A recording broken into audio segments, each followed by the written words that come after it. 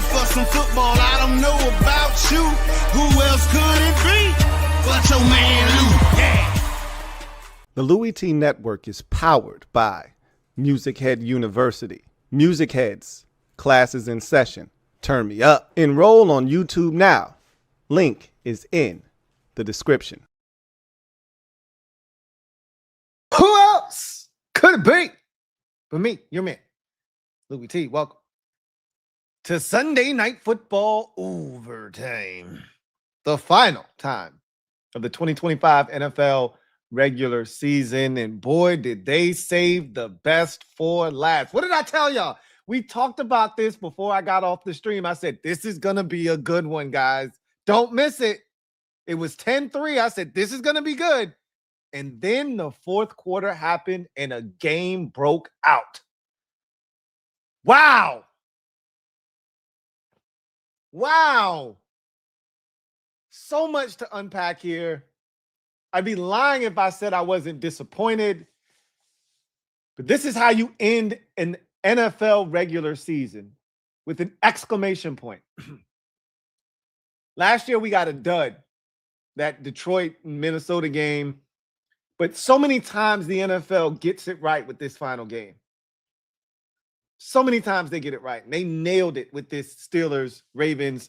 And I know sometimes we make fun of this rivalry because it's always murky and it's nasty and it's physical. And sometimes there's only one touchdown scored between the two teams. But this one lived up to the hype. I was so looking forward to seeing Lamar Jackson in the playoffs. That's the Lamar Jackson I've come to know and love. That was the Lamar Jackson that I thought had a chance to turn the AFC playoffs upside down. These Steelers are going home. The Houston Texans are going to tear Aaron Rodgers' old ass up. Tear him to shreds next week. Where do I begin? Wow. Rio always says kickers are not real people. And I just laugh because, of course, they're real people and you can't win without them. Chris Boswell is one of the best in the business, and he almost sold the Steelers tonight. And for all of those people who talk shit about Justin Tucker, and look, he's a nasty dude, apparently. He didn't miss kicks in these types of situations. Now, granted, his last year, he was awful. It was not the Justin Tucker we had come to know and love. But literally, Mike Tirico says the Ravens went all around college football and talked to so many kickers, and they settled in on Tyler Loop for this exact type moment because they thought he was made up of the right stuff for moments like this. And I said, you don't say, Michael. So he's made up for these types of moments, huh, Mike Tirico? Did you just put the kibosh on him? Did you just jinx him? And I'm just sitting there thinking to myself, did you just do it? Did you just do it? And I'm like, nah, he didn't just jinx him. Of course he jinxed him. Off to the right. No good. Steelers win. This has to be maddening for Steelers fans, by the way. You were this close to getting Mike Tomlin the hell up out of there if you wanted him gone. He was gone if they lost tonight. He was gone. Instead, you got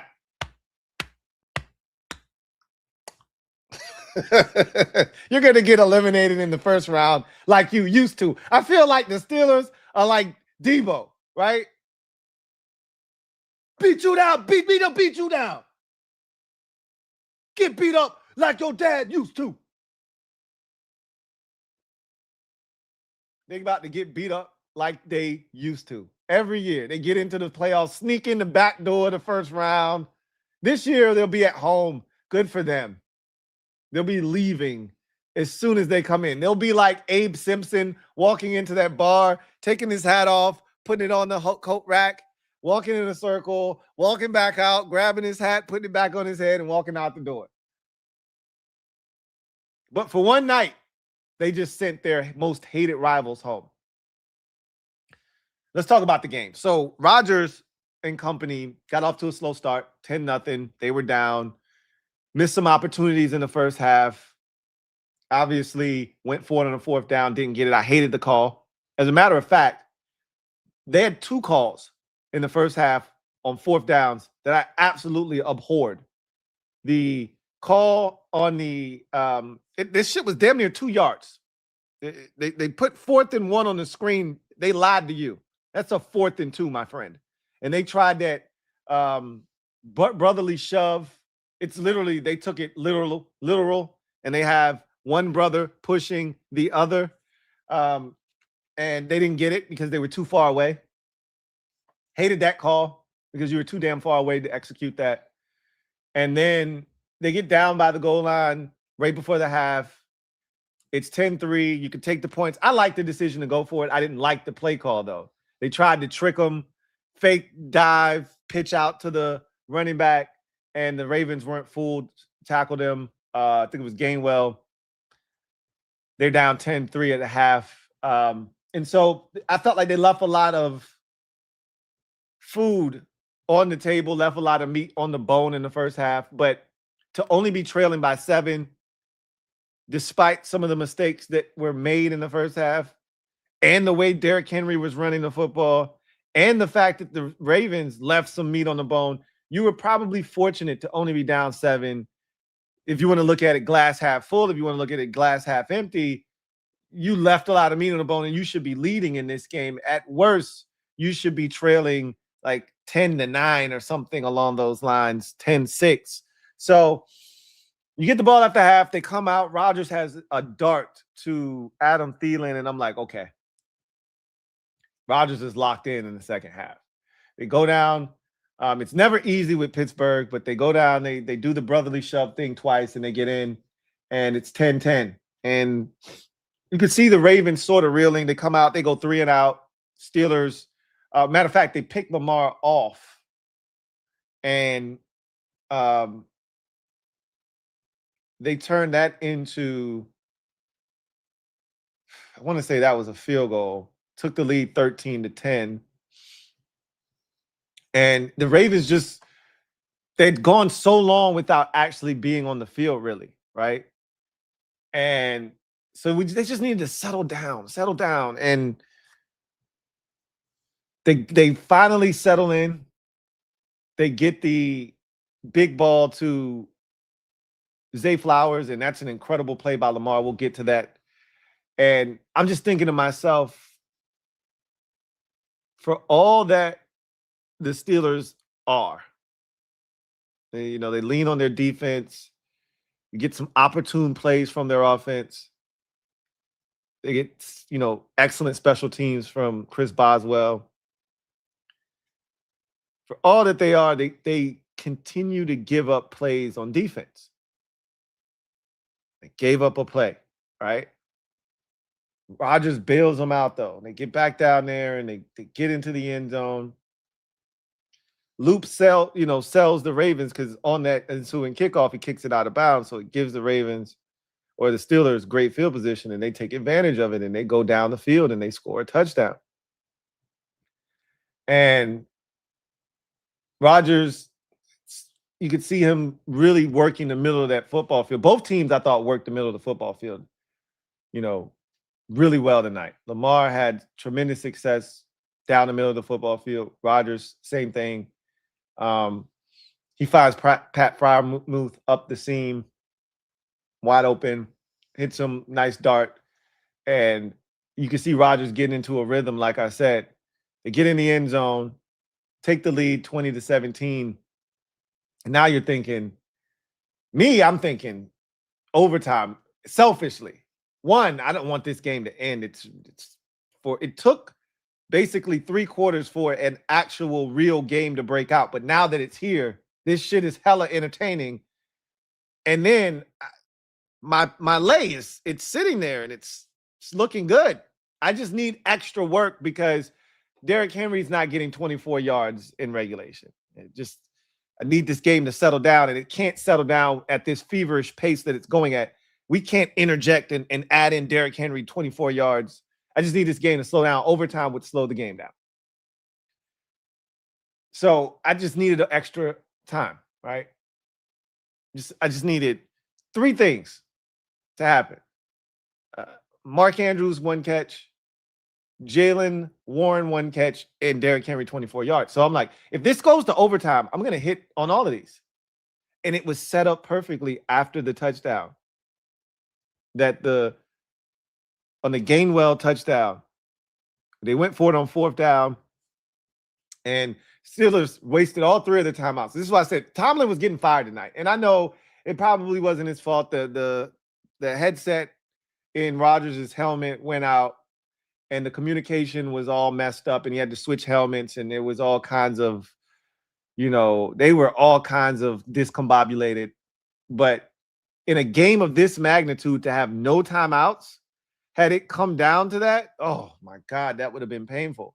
But Steelers fans are used to Mike Tomlin not necessarily managing the game all that well, mangling the clock, things of that nature. So it would not have shocked them. It would have been the last straw, I believe. I really, truly believe if they did not win this game, Tomlin was gone. However, they weren't. It was crazy because they were lined up in empty before they used their last timeout. They come out of the timeout and they end up giving it to Gainwell.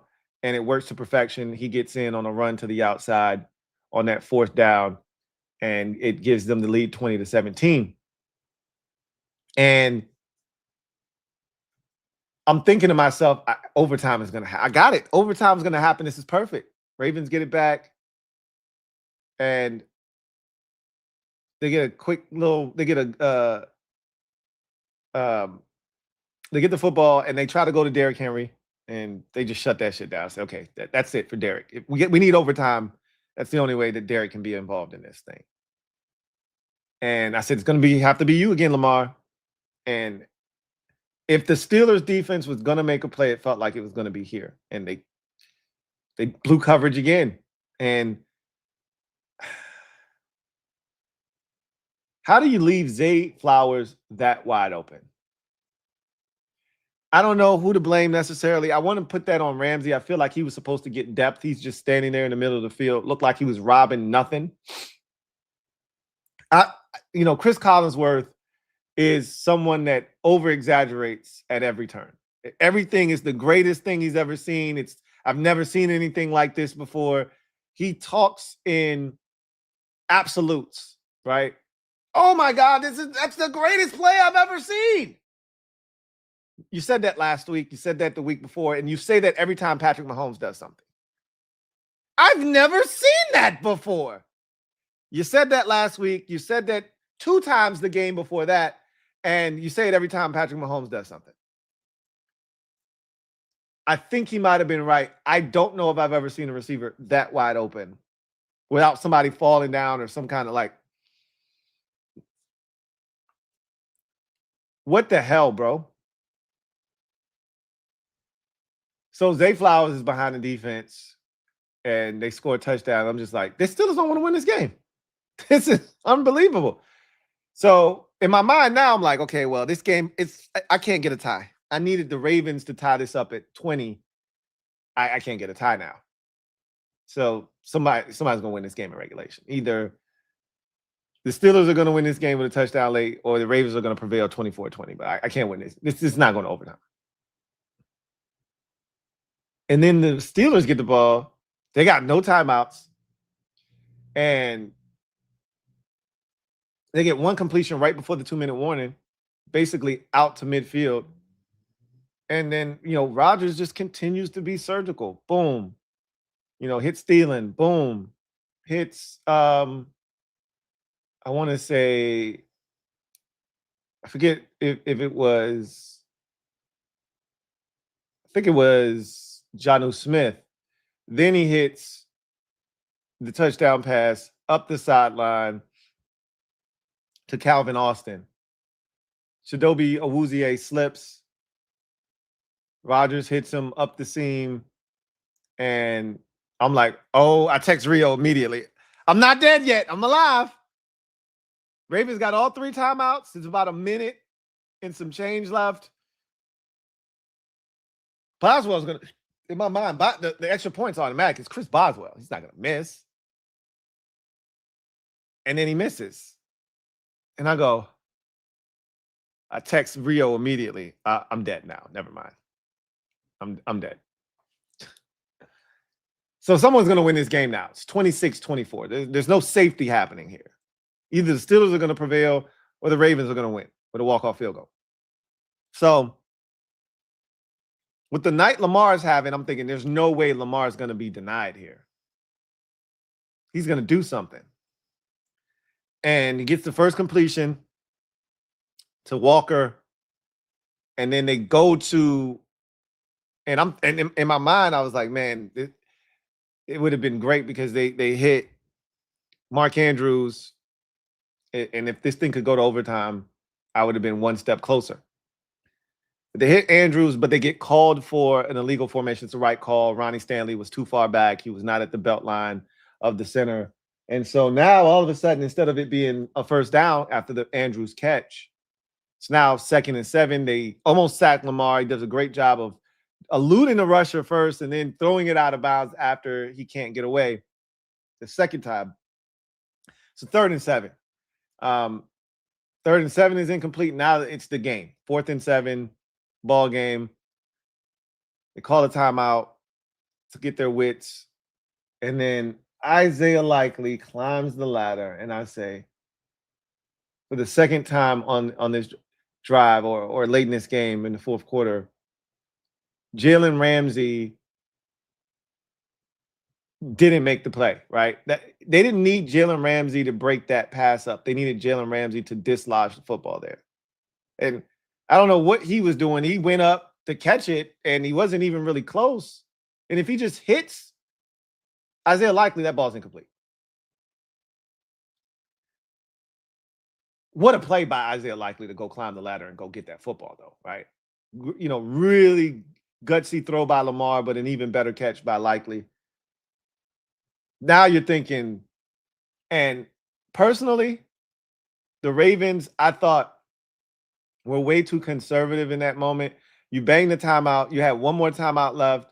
I know there's the chance that you could have a holding penalty, but I would have loved to have seen them give Derrick Henry. I know he's had his issues with fumbling, and you expect your kicker to make a 44-yard field goal, but I would have liked to have seen them give Derrick Henry a carry. That's what you got the last time out for. I would have loved to have seen them give Derrick Henry a carry, see if he can't, eat up another 5 yards or so of that, or put the ball in Lamar's hands and see if he can't complete a pass for an additional 5 yards. I really don't feel comfortable putting the ball in the air there because anything could happen. You get batted in the air. We've already seen Lamar throw an interception on a batted ball in the game. So I would love to have seen them give Derrick Henry a carry there, get a little closer, because that field goal, if that's 5 yards closer, that's a made field goal, right? That thing veered off at the very end of the kick. So had that thing been from 39 yards out, it would have snuck in that right upright. And that's all the difference sometimes. And I just thought they were too comfortable. And again, 44 yards is a kick you expect your kicker to make. But it was a windy night, and we know that Pittsburgh isn't the easiest place for kickers to make kicks. So we just saw Chris Boswell miss an extra point prior to that happening. So I just thought Baltimore was way too comfortable with the 44-yard kick. But that's nor here nor there. Unreal. How the Steelers escaped with this when Rodgers was looking like, is this how my shit ends? Is this how my story ends? And I was saying to myself, you're damn right. Either you come back next year and do it again, or you take your monkey ass home. But he's going to get another chance. He's going to get his ass destroyed next week by that Texans defense. They're going to have fun with him. Now, the question is, can the Steelers get to C.J. Stroud, force him into some mistakes, and muck up the game? If they can do that, we might have ourselves a ball game next Monday night. But Jesus, I can't believe Lamar didn't make it into the postseason. Let's talk about the Ravens side of things. They got off to a fast start. The Lamar touchdown early in the game, I thought set the tone for what I thought was going to be a Ravens win. They got the field goal afterwards to make it 10-0, fast start. I thought Lamar was a little off early. There were some opportunities missed to really put the Steelers away. He had a play to Keaton Mitchell, the running back, up the sideline, and he just missed him. Like it like kind of threw it back shoulder. And if he just leads him up the field, that didn't need to be back shoulder. You just lead him up the field. I don't know if Keaton Mitchell scores, but there's one defender to beat. He catches that, cuts inside. I'm not sure that Keaton Mitchell doesn't score on that play. But if nothing else, it's a big gain. And you're in a great position to go and really put the Steelers in a tough spot, because at that time, it didn't feel like the Steelers were scoring 20 anything points in this game. It felt like the Steelers were going to score 16 or 17 points tonight. So, you know, in that moment, I felt like there was an opportunity for the Ravens to really put the screws to the Steelers, and they left the door slightly ajar. And the rest is kind of history. You know, then the Steelers kind of got their bearings, got their feet underneath them, got the field goal, had opportunities on 4th down twice in the first half, failed on both of them. And so the defense kept them in the game with the lead at halftime. And then a big play in the game happened. Kyle Hamilton gets injured by his own teammate, friendly fire. Aloy Gilman hits him, and he had to leave the game. And remember, at this point of the game, it's 10-3. The Steelers haven't done anything noteworthy to this point. They've moved the football a couple times, but they haven't been able to convert on 4th downs. They haven't been able to finish off drives. And then Hamilton gets hurt, and it feels like all hell breaks loose after that. I think the Steelers only punted once in the fourth quarter, in the second half, rather. I think they only punted once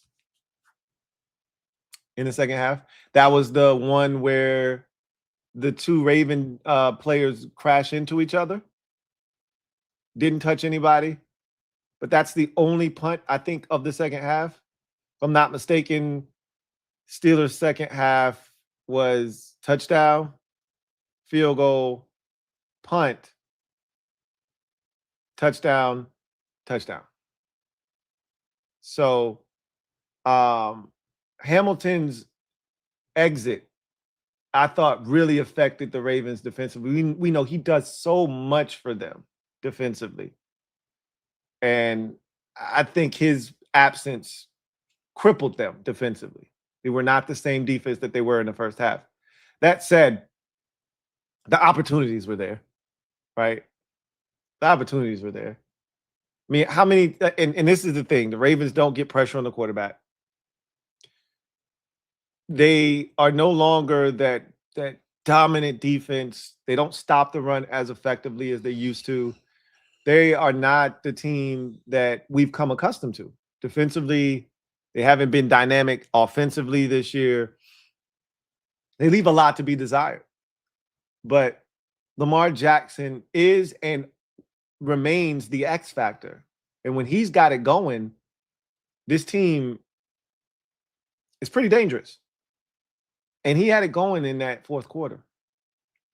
That play where he breaks the tackle of two defenders converging on him, because it felt like the Ravens were dead in the water at that point, right? The terrible towels are waving. The Steelers have scored 10 unanswered points. They got all the momentum. The Ravens haven't really possessed the ball in over an hour, right? Like going back to the first half, the end of the first half. Remember, the Steelers had the long drive right before halftime, but they didn't get in. Then they got the ball to start the second half, and they went down the field and they scored. Then Lamar throws the pick on like the second or third play of their drive, and the Steelers go back down the field and get the field goal. So it felt like they really weren't in any kind of rhythm, and it felt like the game was slipping away from them. And then Lamar breaks a tackle of two Steeler defenders, ducks, reestablishes, looks deep, on a third down, hit Zay Flowers for the touchdown. And it was at that moment where we got ourselves a football game. And from that point on, all hell broke loose. And it was tag, you're it, touchdown, tag, you're it, no, touchdown, no, tag, you're it, touchdown. And it just was pandemonium from that point forward. And Lamar was locked in. And he started making those Lamar Jackson plays that we've come to know and love. And I wanted to see that next Monday night in the postseason. And we got robbed.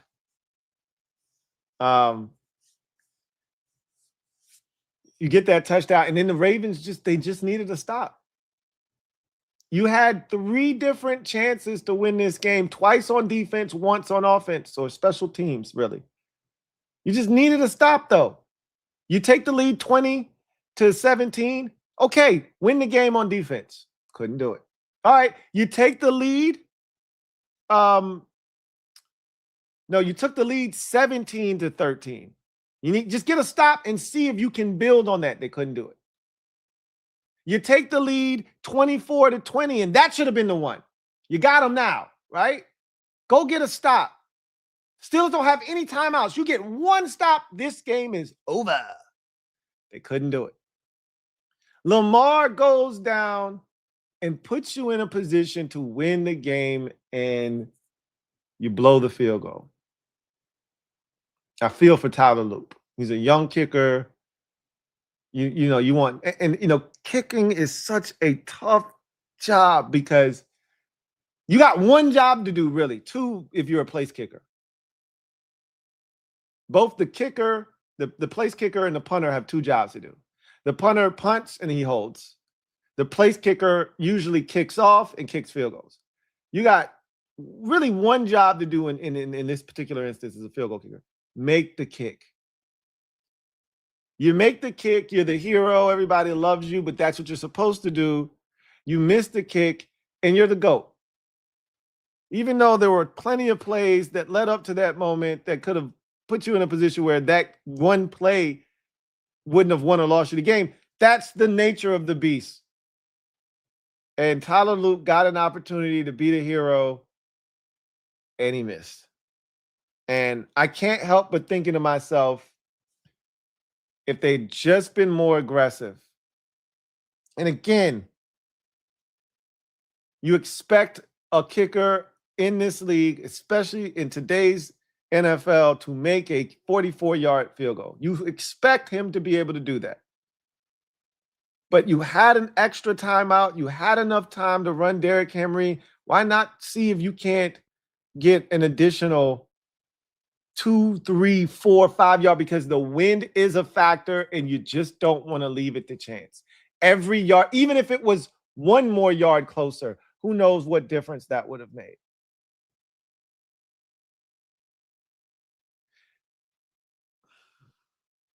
We'll never know. I bet that's something now that in hindsight, Harbaugh probably wishes he would have done, taking a Derrick Henry carry, see if you couldn't, get another 2, 3 yards, and then call your final timeout with 2 seconds left, like you did. And because Lamar, if you recall, Lamar backed up. Lamar lost about 3 yards on that play when he took the knee. He snapped the ball, ran over, probably lost an additional yard or 2. 3 might be a bit much. He definitely went backwards at least 2 yards when he took the knee. Probably it might have been 3 yards. And that was the difference. That was the difference. I'd rather be going forward than going backwards to center the football. But that's just me. Yikes. What an ending to the NFL regular season. The fourth quarter turned into a track meet. Old man Rodgers gets another game. Let me pull up this playoff schedule for you guys. As a matter of fact, I will hunt that down.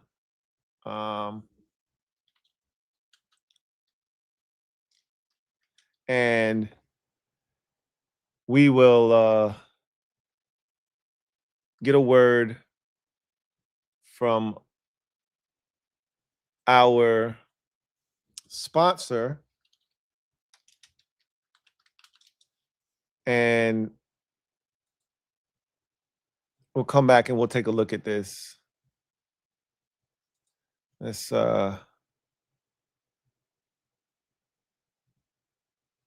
a look at this.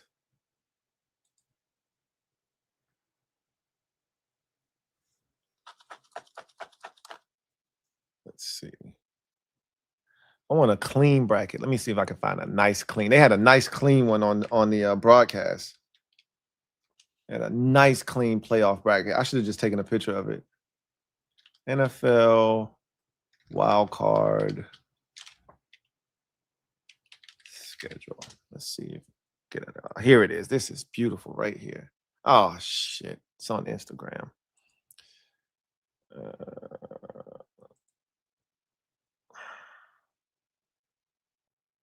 All right, I should be able to grab it. You know what? It's probably on X. My guess is on X. And that'll give us a better look at it. Instagram sucks when it comes to that stuff. So I'm assuming, here we go. There we go. Now we talking. All right. I'm going to rip this one off for you guys. While I'm doing this, let's go ahead and get a word from our sponsor. Come back on the other side. We'll take a look at the schedule, take a look at your comments, and talk about the playoffs as a whole. The rest, talk about this game, the impact of it, and what's next for both teams that performed in tonight's game. And then we take a look at the wild card weekend schedule and take a look ahead at Super Wild Card Weekend. Let's get a word from Sleeper. Sleeper is the best way to experience and connect over sports together. It's a one-stop shop for all your sports needs. You can celebrate and chat on games in real time with other users, get the fastest scores, blazing fast news and alerts right at your fingertips, play in fantasy leagues, and win real money on pick contests. So enjoy sports the way they were meant to, together. Download the #1 sports app today. Predict the hottest football stats like passing yards, receiving yards, touchdowns, interceptions, and much more to cash in on your daily fantasy football skills. Use promo code LTN and Sleeper will match your first deposit up to $100. Terms and conditions apply. See Sleeper's terms of use for details. Currently operational in over 25 states. Check out Sleeper today. Sleeper. Shout out to Sleeper for sponsoring this stream. I'm going to be honest with y'all, man. Sleeper has been killing it over the last week and a half, 2 weeks in particular, man. The amount of 100% boosts, 75%, 60% boosts have just been phenomenal. If you're not on Sleeper, here's a chance. There's never a wrong time to do the right thing. So the link is in the description of this video. Use my promo code LTN to get you a 100% match on your first deposit up to $100. Postseason is coming up. I got a feeling they're going to have some more bonuses. Stay tuned. Speaking of which, here we go. Postseason. Wild card weekend. Super wild card weekend. We got all the games now set up. So let's talk about them real quick.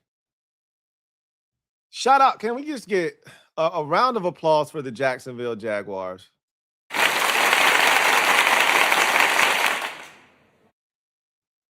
They are so good that they forced the hand of the NFL to finally move the AFC South out of that permanent 4:30 Saturday window.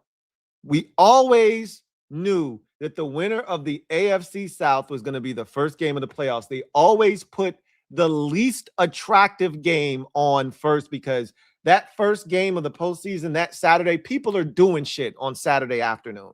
So they know this is the window where we're going to get the least amount of eyeballs. So we're going to put our least attractive game on first, right?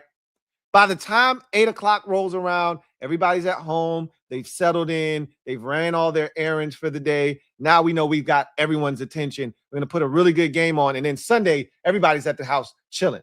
So we got all their attention all day. We're going to treat it like a regular season Sunday and just give you football all day long.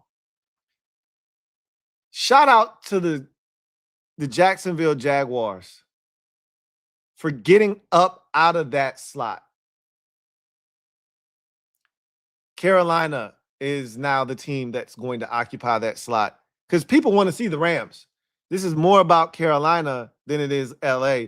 But you get the 4-5 matchup to kick off wild card weekend in the NFC. Rams, your 5 seed. Panthers, your 4 seed. By way of the Falcons winning today, Raheem Morris and Terry Fontenot, GM Terry Fontenot, head coach Raheem Morris, former head coach Raheem Morris, both fired in Atlanta, despite winning today, which put the Panthers in the postseason as the 4 seed. Panthers will be hosting the Rams. Remember, we just saw this game take place about a month ago. Panthers beat the Rams in Carolina. Arguably, quarterback Matthew Stafford's worst game of the season. Tons of turnovers. Doubt that happens again. Doubt that happens again. Inclement weather that day. It was wet the entire game. Then you're going to see a totally different Rams outfit against Carolina this time around. We'll see what happens there. We get the trilogy.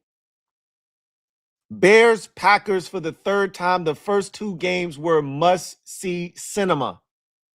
So we're going to get Packers, Bears, Act 3. I must say, that's going to be an outstanding game for the 3rd time. Outstanding game. Feel like the Bears are vulnerable based off of what we saw today, but you just never know. You know, Week 18 can be pretty tricky. They're going to have to play much better than they did today if they plan on advancing to the divisional round. But that's your 2-7 matchup in the NFC. So Saturday, all NFC action. All NFC. Sunday, triple header gets kicked off with the young upstart Jacksonville Jaguars at home, your 2 seed in the AFC, or excuse me, your 3 seed in the AFC, taking on the Buffalo Bills. Excuse me. Let me make sure I got my seeding correct. The Jaguars, are your 3 seed. I have it right. Your 1 seed is Denver. Your 2 seed is New England. Your 3 seed is Jacksonville. Your 4 seed is Houston. So, or your 4 seed is Pittsburgh. Excuse me. So your 3 seed against your 6 seed here in the Jags and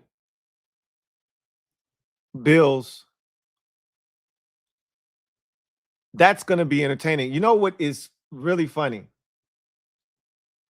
The last time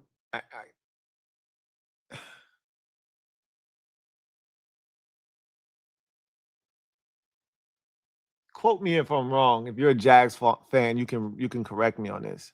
The last time the Jaguars won a playoff game, wasn't it the Tyrod Taylor-led Buffalo Bills that you beat that year? You went to the AFC Championship game with Blake Bortles.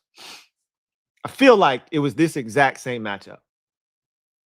So it would be coincidental. It would be really interesting if, you know, now you're good again. You have a chance to do what you did back in 2017 when you shocked everyone and went all the way to the AFC Championship game, that your first round wild card opponent would be the Buffalo Bills at home. Interesting. Jacksonville looks really good. Then after that, we get a really good matchup. The 3-seeded Philadelphia Eagles hosting the 6-seeded San Francisco 49ers. Really, what that game to me is going to depend on is the health of the 49ers. Brock Purdy injured himself at the end of the game. I think they said he's going to be fine, but obviously he did something to his hand. And then I think he had another little ailment there at the end when he got hit. Trent Williams is dealing with a hamstring. Ricky Pearsall is dealing with an injury. And then they had 2 linebackers go down. Bethune went down and D. Winters went down. So they're the walking wounded right now. If they can somehow get healthy enough for this game, they can really give the Eagles a run for their money. The extra day of rest will definitely help because they played on a Saturday and then they're playing now on a Sunday. So that extra day of rest is definitely going to help the 49ers out. How much we will see, but that's a hell of a football game there. And then the nightcap, Patriots, the 2 seed in the AFC, taking on the 7th seeded Los Angeles Chargers. And we're going to see how healthy Justin Herbert is, how healthy that offensive line is, because that's all going to play a part in whether or not they can do enough to unseat the Patriots there. That should be a fun one because it's the first time we'll see Drake May in the postseason. And the Patriots feel like one of the most complete teams in the AFC side of the bracket. So I really want to see how they respond to this opportunity with Drake May at quarterback. And then you cap off Super Wild Card Weekend. I don't even know if they call it that anymore. They might just call it Wild Card Weekend now, since we're used to the Monday game. But Steelers hosting the 4 seed in the AFC, hosting the 5 seed Houston Texans. Texans, dramatic win today against Indianapolis. Go in. I want to say that the Texans are riding the longest win streak of any team in the league heading into the postseason. I could be wrong about that. I'm just trying to think. Denver lost a couple weeks ago. The NFC 1 seed is Seattle. Seahawks, I believe, lost not too long ago. So I think the Texans' 9-game win streak, if I'm not mistaken, is the longest in the NFL heading into the postseason. Again, don't quote me on that, but they'll ride their hot hand into Pittsburgh, and I think the Texans have a great shot of coming out of there victorious. This is a really good slate. Like, none of these games, except maybe LA, Carolina, and even that game, Carolina beat them before. So it's not like they're afraid of them or that they can't win. All of these games feel evenly matched, if you will. Feels like we got really good contests across the board. Even the Texans-Steelers game, I'm not thrilled about it, but the Texans offensively aren't great, so it makes that an even fight. This should be good. I'm excited. I think we got some really good games here in Wild Card Weekend. Anyway, I digress. All right, let's go to the comment section and see how you guys feel. When we start with WW617, thank you for the super chat. Greatly appreciate you. WW writes, sad to say, but man, I don't know if the Ravens ever get over the hump. Them choking never fails. Reminds me of those James Harden Rockets teams. You're not wrong. Every time, and you know, Lamar might just be like Steve Young, John Elway, one of these quarterbacks that for the longest time can't get over the hump. Remember, you know, Steve Young, the famous line, "Get the monkey off my back," when he finally won the Super Bowl in '95. He just might be one of these quarterbacks that can't get over the hump. And then, you know, a little bit later on in his career, he's finally able to do it. Because it just, like you said, something always seems to go wrong with the Ravens. Again, this didn't feel like the strongest Ravens, team. But when you least expect it, that's when teams often win the Super Bowl. Aaron Rodgers' lone Super Bowl victory, they were the 6th seed that year. Like, nobody expected the Green Bay Packers to go on the road 3 straight times and win like they did that year to win the Super Bowl. So, like,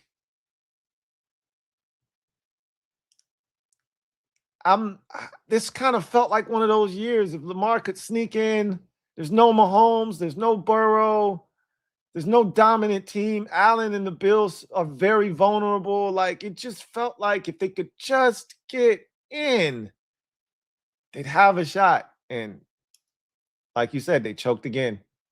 It seems to never fail. You might be right. At some point, I think Lamar's going to get over the hump, but right now, it just feels like it's not happening. All right. Yikes. Q-Bone, thank you for the super chat. Greatly appreciate you. Shout out to your Ravens, man. Congratulations, dog. I know it feels great. Q writes, what up, Lou? What's up, Q? What an ending to the regular season with 2 missed kicks. Who you telling, man? What? I felt a little bad for Chris Boswell because he's been such a great kicker throughout his career, but he got let off the hook, boy. He would have been the GOAT. I mean, they would have and again, he's been excellent in his career. And that's the thing about the life of a kicker. Doesn't matter what you've done.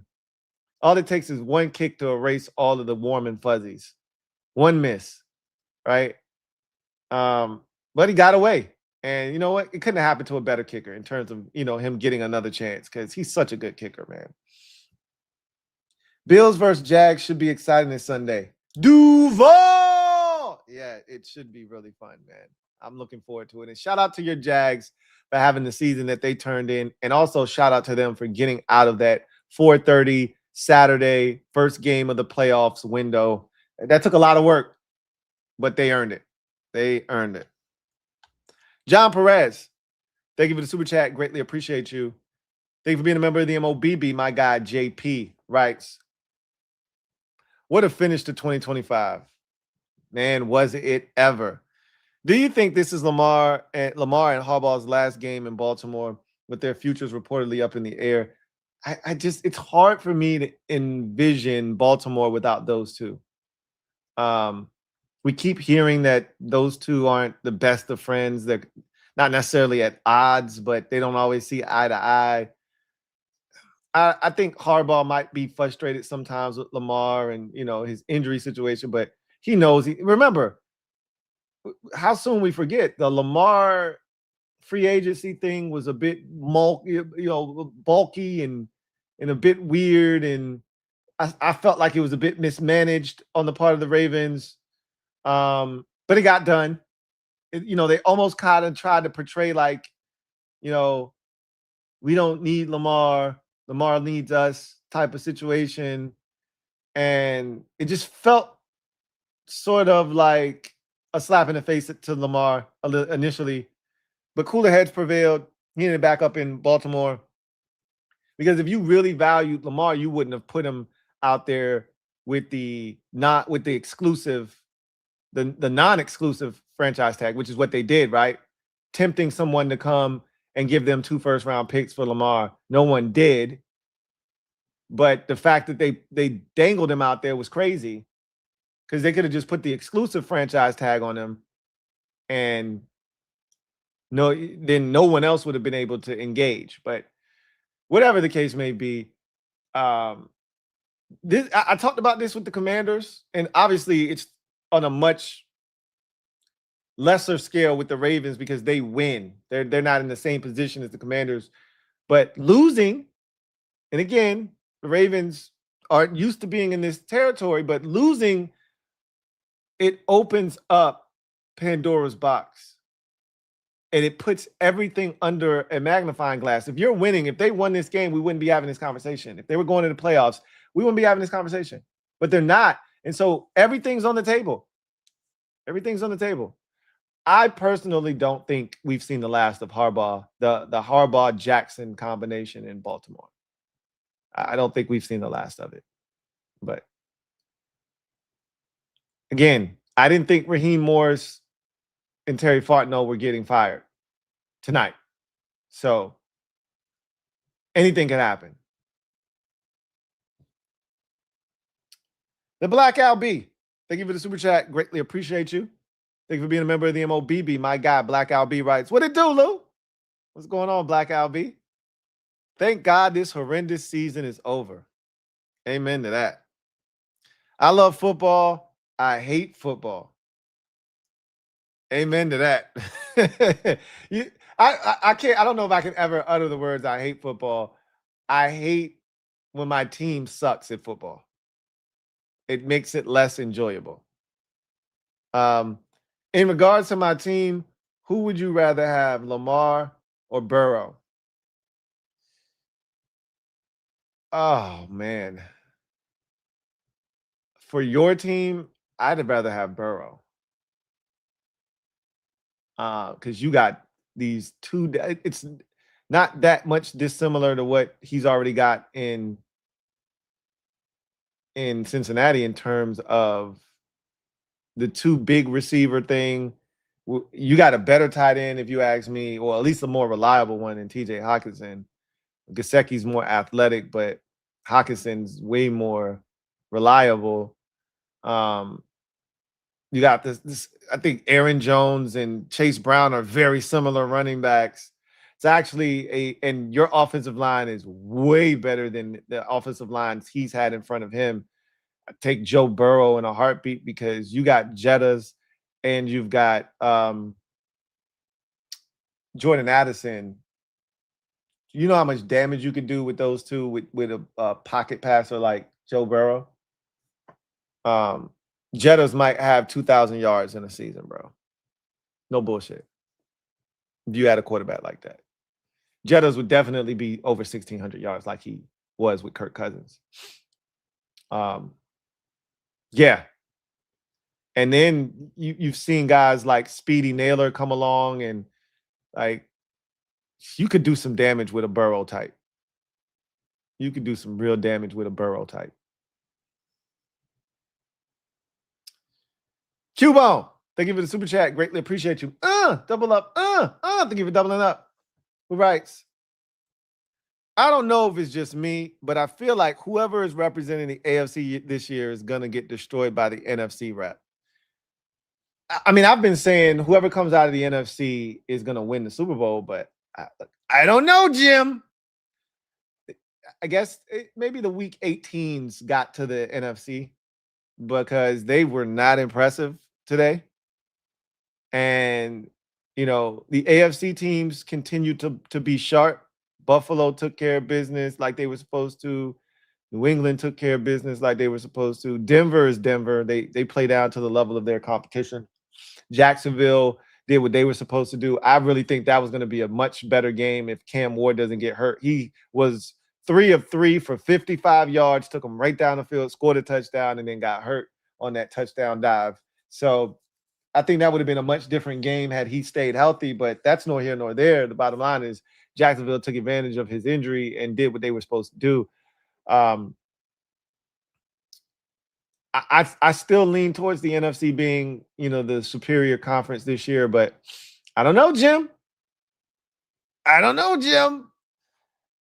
Watching the NFC today spooked me a little bit. The Rams were in a dogfight with Arizona for the longest before running away. The Bears lost.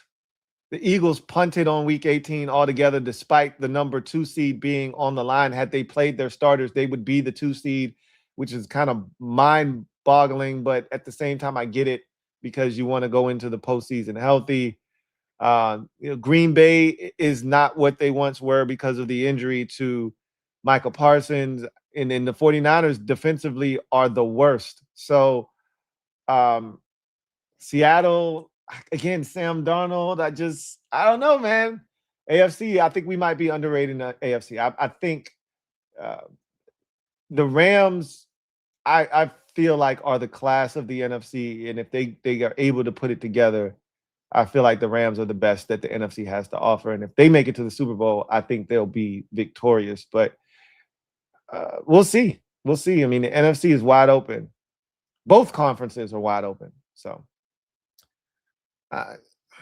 you asked me this 2 weeks ago, I would have said, oh, yeah, the NFC is definitely winning. I don't know, Jim. I don't know.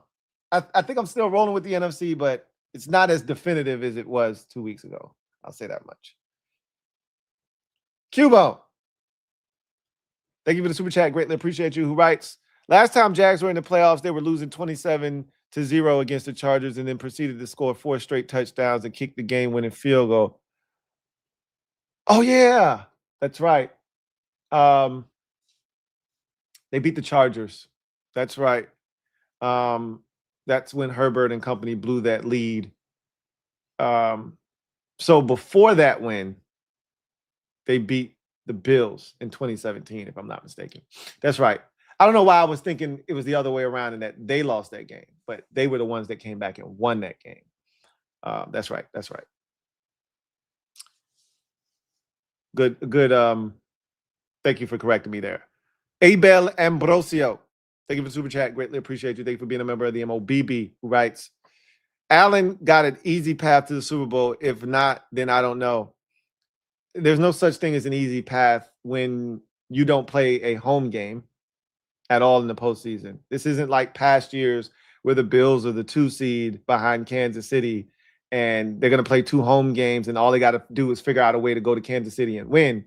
And now that Kansas City isn't in the mix, all they got to do is figure out a way to beat such and such. No, they got to go on the road 3 times, more likely than not, assuming, and which we know Denver could easily not be around in the AFC Championship game. So unless it's the 6 seed versus the 7 seed, Buffalo is going to be on the road 3 straight times. And while it's not an impossible feat to pull off, it's not an easy one either. So, and nothing that we've seen from Buffalo this year instills confidence in us that makes us think that anything that Buffalo does is going to be easy. So, this is Allen's best shot at getting to the Super Bowl in the AFC because of no Patrick Mahomes, if you want to look at it from that perspective. But they had better teams. They've been higher seeded. They've had home playoff games. They've been a division winner. They've been in a better spot than the one they're in currently. But if you're looking at the quarterback field, this is the best opportunity that Josh Allen has ever had. There's no Lamar. There's no Burrow. There's no Mahomes. This is as clear as it's going to get for him. But it's not easy by any stretch of the imagination. The Bills offensively have not been great this season, and their defense hasn't been great either. So, Rocky D, thank you for the super chat. Greatly appreciate you. Rocky D writes, what are you looking forward to hearing Black Monday? I don't know if I'm looking forward to hearing anything in particular. Because what we've found is that on Black Monday, it's not the day anymore that it used to be. We see situations where teams kind of drag their feet on whether or not they're going to fire their coach. We've seen so many instances where we get to Wednesday or we get to the following week and then a decision is made. Look, remember how long it took the Patriots to move on from Bill Belichick? And we've seen instances where teams didn't feel like they were going to move on from the coach. Then they ultimately decided to mutually part ways and things of that nature. So, we'll see. But, the Raiders seem like they're going to move on from Pete Carroll. Will the Bengals move on from Zach Taylor? Will the Browns move on from Kevin Stefanski? We know the Giants aren't going to retain Mike Kafka. So what are the Giants going to do there? The Falcons have already made their move. The Bucs missing the playoffs. There's no way Todd Bowles is getting fired. It's his first time missing the playoffs in eons. But, so there's enough questions going around circulating to see what happens, but I don't expect anything, and I'm not looking forward to hearing anything. We'll just see how it plays out, right? We'll just see how it plays out. DJ, been a member for 34 months. Right. Thanks, Daniel Rivera, for winning a meaningless game. You don't have to thank him. You should thank the Philadelphia Eagles and their backup quarterback, Tanner McKee, for being so ass-tastic. Their secondary couldn't stop tackling our receivers, and Tanner McKee couldn't hit an open receiver all day. So that's why the Commanders found a way to win. We still did all the things that we did to be a 12-loss team in the game. The Eagles just didn't make enough plays to make it 13. So as much as I really don't care. Like, this isn't on DQ, and it's not like the team saved their best performance of the season for the last game. They played just like they had all season long, like ass. The opponent was just more ass. It's the same thing against the Giants, right? When we beat the Giants 3 weeks ago, we did the same shit that we always do. We turned it over. We made mistakes. We had penalties. We did all the dumb shit that we always do. The Giants were just more ass than we were. So we won. That's what happened today. Shadow Striker, been a member for 27 months. Writes, it'll be Niners versus Jags in the bowl. Mark my words. Nah, I can't see that. I can't see the Niners navigating their way through the NFC. They beat Philadelphia, you never know. But that defense just doesn't instill any hope in me. But there's a chance that they could get their fearless leader, Fred Warner, back in the divisional round from his injury. And if he comes back, all bets are off. So I don't know. I don't want to count anybody out in either conference because, as I've said, this is the most wide open we've seen the NFL playoffs in quite some time. Niners Jags would be wild. There's no way that's happening. That would be wild. Anyway, I digress. That is going to do it for me, your man Louie T. What a way to end the 2025-26 NFL regular season. Game 272 was a barn burner that put an exclamation point on what has been a wild, wacky, zany 2025 NFL regular season. Steelers survive, outlast, and clinch the AFC North division over the Baltimore Ravens 26-24 in a wild fourth quarter for the ages. One that you will not soon forget. Back and forth, two kickers, missing kicks on the final two possessions, and the Steelers hanging on. And Aaron Rodgers, who I don't think knows what his future holds yet, extends his career, if only for one more game. He will get another opportunity to play for the Pittsburgh Steelers. We'll see what he decides to do once this season is over. But for now, Rodgers gets another opportunity. And Lamar Jackson and the Baltimore Ravens go home, and the questions begin. We just heard our guy JP ask a question. Did we just see Lamar and Harbaugh together in Baltimore for the last time? I doubt it. But I can't say definitively that the answer is no. So we'll see. Anyway, I digress. The field is set. All 14 teams are locked in. We've got our schedule for Wild Card Weekend. We kick off with the 4:30 game on Saturday, the 4-5 matchup in the NFC, Carolina hosting the LA Rams.